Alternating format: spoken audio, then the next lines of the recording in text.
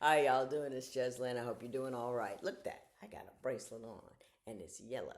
And I just realized, well, I'm not, I think I've talked about this before, but I think my favorite color is now yellow. It used to be purple. It used to be purple when I was a little girl. I was an angry little girl. Then it went to blue. And then it went to green. And then it went to yellow. And I think that tracks the calming of my mind from a purple. That's an aggressive color, not lilac, purple. What your eye turns into when somebody pops you in it. And then I'm all the way to yellow because I'm calmer. I don't know if that's true or not. I'm claiming it. How y'all doing? Uh, First of all, I want to respond to people who said I should be careful about the things that I do because I set myself upside down the other day, and it's difficult. You're gonna hurt yourself, and I appreciate the concern. I really, really do. But I am one of these use it or lose it people, and I've always been physical. I mean, from the beginning, I used to do gymnastics when I was a little girl. I mean, beam, bars, the whole bit. Uh, then I did gymnastics in high school. Was the most valuable gymnast in the high school. I wasn't that good, but everybody else was worse. And then, then in college, I did more gymnastics and I did. I joined a dance company. You have to keep moving. You have to keep figuring things out. And then when I got married, I didn't do anything for a while because I went from a one bedroom apartment to a 5 bedroom house, three full, two half baths, 4 kids, and no domestic ability whatsoever. I was just worn out all the time. And my husband had his own business, so that meant he worked late. So I was just a crazy person. And I think I just exhausted myself. I kept myself fit through fits of exhaustion. But anyway, then I took with son 5 or 6, I made him take Taekwondo. And, at 5. And he couldn't remember the form, so I had to learn the form. So I figured if I have to learn the forms, I might as well get the belts because I like the little different colored belts. And he quit, but I got my black belt 10 years later. In 10 years. And it took me a long time. I mean, you would go for 3 hours, 4 or 5 times a week, just, getting your act together. I mean, I used to do 60 men's push ups. Oh, chick was happening. And then after that, I did dance classes and all of that. And it's important to keep moving because when you stop moving, you're more prone to falling. You lose the ability to jump. You lose your flexibility, so you fall easier. You're more prone to difficulty. I, and this I learned from my mother. I remember she was like 82 years old or something, and she was at my house in Mesa, and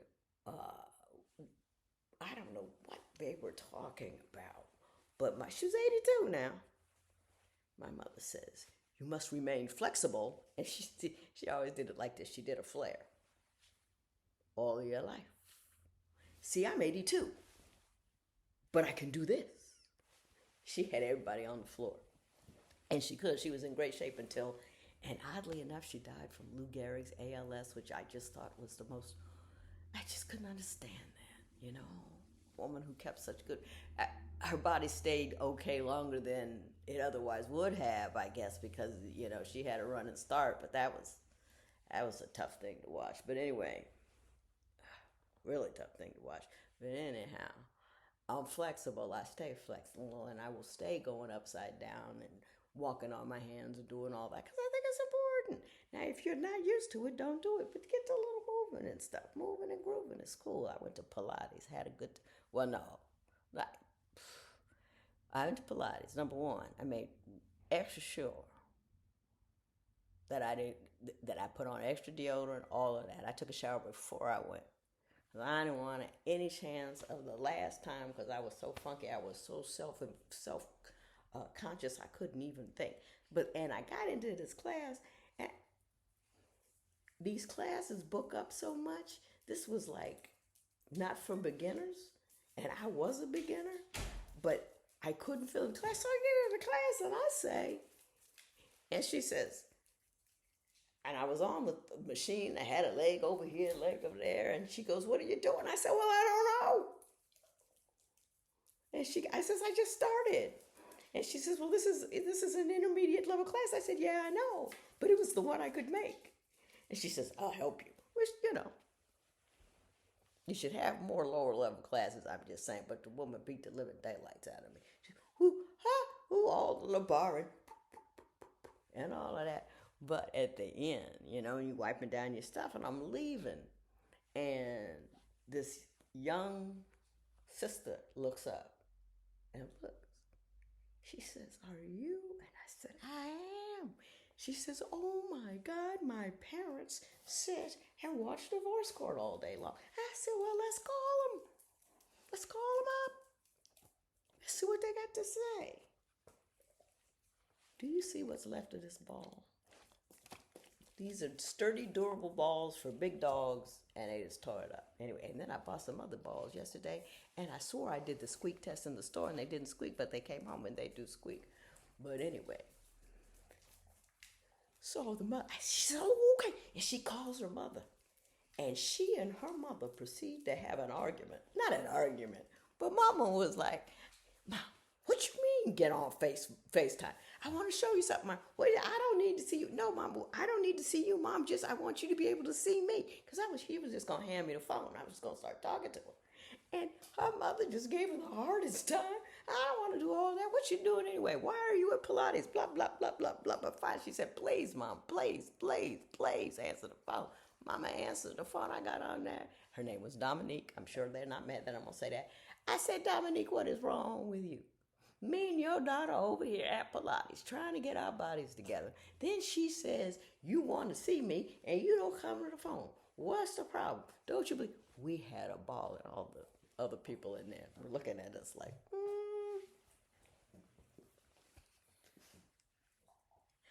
And anyway, I had fun. She had fun. The people around us were just looking at us funny. But we had a good time. So that was that. Now, you see that little tail going? Don't eat the ball. He's eating pieces of the ball. No. Honestly. Well, that wasn't the thing to do. You're going to choke, Decker. But anyway, I got a question. I got a question from a young lady. I don't know how young she is, but I got a question from a lady that says that her family don't like her for who she is. And she was married at one point, and it was easier for her to deal with when she had. But let me take a look at what she said just real quick to make sure I got it right. And she says, "I tried having conversations forgiveness at one time. I think it's even tried to buy their love. My question is, how do I effectively bridge the gap between my extended family, siblings?"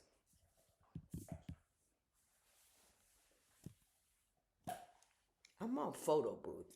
If you're wondering why I'm doing all like that, because I don't know.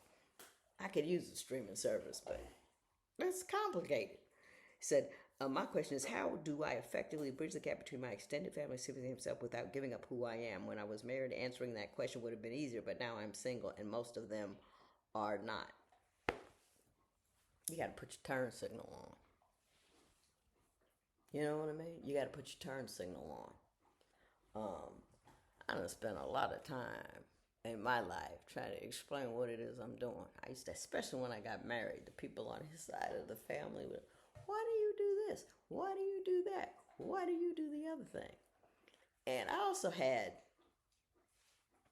relatives who yell at me because I'm like, Lynn. I even had a friend who said, "Lynn." People get exasperated with me. Lynn. But anyway, me and my sister used to say Lynn to me a lot. And I'm going to tell you what I told her one day. I told her, I said, "You know what, sis, I'm not taking any criticism today, so if that's all you got, you can call me later." And she says, "I'm not criticizing you, I'm giving you advice." And I said, "Well, I'm not taking any of that either." I draw my lines and smile while I stand there. Do you know what I mean? And I also put my turn signal on. I said, I know. I said, I know you guys are used to me being this way when I was married and stuff, but this is what I'm doing now. And this is why I enjoy it. And invite them along. What I would really love is when you give me questions, if I could get some examples of the mean manner in which they're dissing you, because I don't really know, so my answer has to be so general. But I draw my lines and stand smiling right where I draw them. You know, I'm not doing that. Oh no, really? Oh no, I never do that kind of thing. I remember somebody called me and said, can you bail? I said, oh honey, I don't do bail money. So I got it, but I don't do bail. I don't bail people out. You just say who you are, what you do. And I said, I'm sorry, baby. I don't do it. I'm nice. And I'm nice when I come back. And I don't expect anybody to understand why I'm doing what I'm doing. I used to have a daughter-in-law who used to ask me all the time, why do you do that? Why do you do that like that? And I think that people like to consume you in accordance with the label that they have placed upon you, and then they can take you in as that unit, and it makes you much easier. I need her to be this. I need her to be that. And that's not who you are anymore. So don't think about it as, how do I bridge the gap and get them to love me? How do I live my life and share it with them and have them enjoy it with me? And don't get mad. You just can't get mad. Oh, I know. They think, well, I don't think you should do that. I know what you're thinking. But maybe 10 years ago I would have, but not now. I laugh and I smile and I say no. I draw my lines and I stand there and I look at you. Don't look at it like, how do I challenge this? It's like, this is an interesting problem. I'm changing as a person. And maybe you should sit down and write about how you've changed and what you needed to do and what you want to do. And on top of that, you should expand your life past the limitations of family. And I don't know, you may have a huge, expansive, wonderful life, but when they're only a piece of it, they'll know that. And to the extent they want to be a part of it, you hear 6 or 6 not feeling well. Now I'm going to catch a cold. But anyway, and just don't look at it as like a challenge to be loved by them. Like, it's interesting of change. Let's see if they can figure it out or whatever we do. And then be comfortable with the no. You know, I know what you want me to do, but that's not what I can do at this time. I've changed. But your turn signal on lets people know where you're going. Tell them how it's going to be, and always be pleasant with it. Don't start no stuff, and don't respond to stuff they try to start with you. Just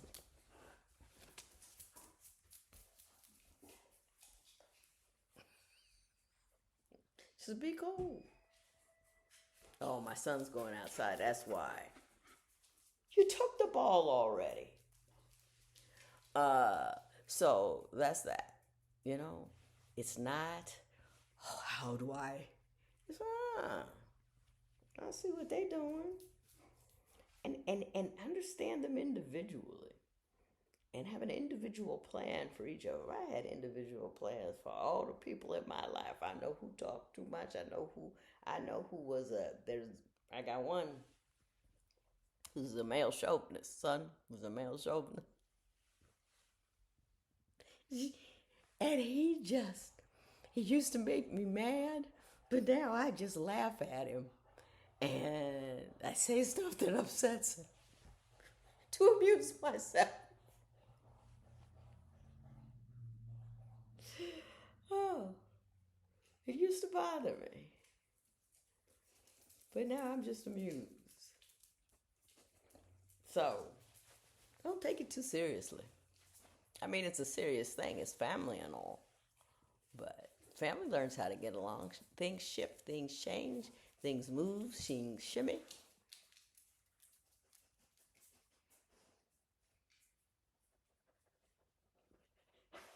And things get better.